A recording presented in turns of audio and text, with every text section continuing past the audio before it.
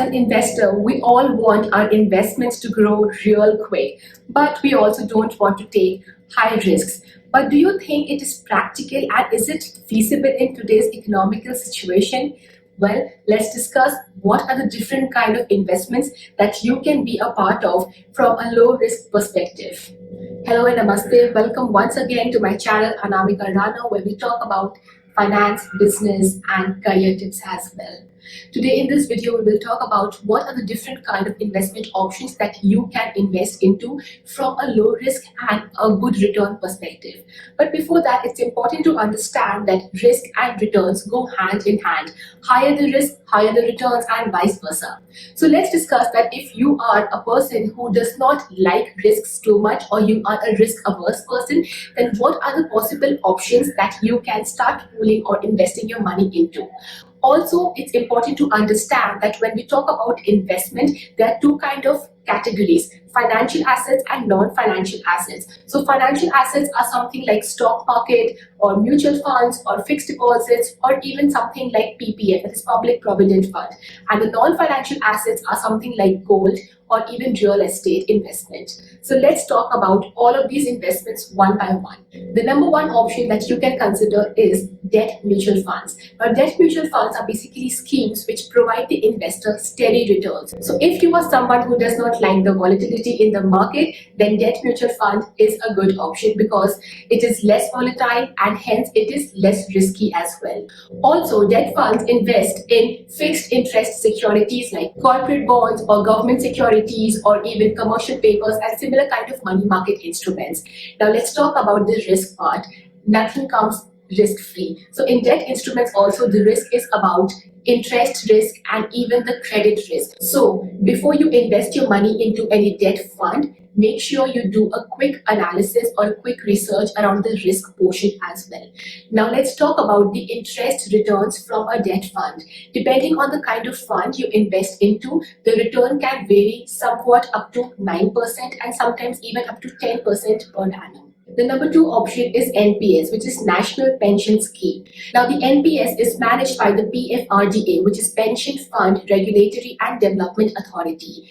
NPS invests in a mixed combination of equity, fixed deposits, corporate bonds, liquid funds, and government funds as well, which is why this combination makes it eligible for a higher return as compared to the pure debt funds. The interest rate of return for an NPS can fluctuate somewhat between 9 to 12%, again, depending on the way the economy is performing at that given point of time.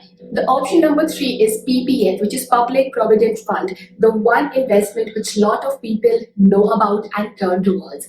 Now, the punch over here is that PPF is a long-term investment plan, say from a horizon of 15 years approximately. And the best part about it is that even if the return rate, the interest rate is low as compared to other options, people still go for PPF for the simple reason that it offers tax benefits. Now, think about it like this. You have a PPF amount and whatever interest you are getting on that PPF is again subject to compounding interest for the next 15 years, which again becomes tax free. Now, this is the bonus part of the PPF, which is why a lot of people always prefer investing a bulk amount in PPF, which is exempted under Section 80C of the Income Tax Act as well. Now, coming to the interest return part of the PPF, it is somewhat between 6.4 or 5% to 7 to 7.5% per annum, again depending on the kind of bank in which you are opening a PPF account with.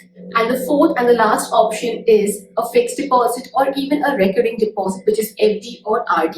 Now we'll talk about fixed deposit over here specifically, which is basically you deposit a fixed amount in a particular FD account with any kind of bank, and this amount will keep getting interest over a period of time, and again it is also subject to the compounding interest benefit as well. The return rate again depends on the bank with which you open the FD account, but it somewhat fluctuates between 5.5 to 7.5% per annum, again depending on the economy and the bank with which you have opened up an account. Now, a bonus tip over here is that a lot of people often get confused whether I should go for PPF or FD. Well, in PPF, you clearly get tax exemption, whereas FD is taxable. Also, if you're looking from a long-term horizon or long-term retirement perspective to create a corpus for yourself, go in for PPF. However, if you want to go for safe returns and decent returns, then go for fixed deposit, which is FD. So I hope this quick video on low risk investment options was beneficial for you. If you want a video to go in for a medium or high risk investment options as well, comment in below and let me know. And also, it's a humble request, please hit the like button and subscribe to my channel so that the YouTube algorithm comes to know that this video is being appreciated and it recommends it to more and more people. Thank you so much once again for watching this video. I will talk to you soon again. Take care. Namaste. Bye.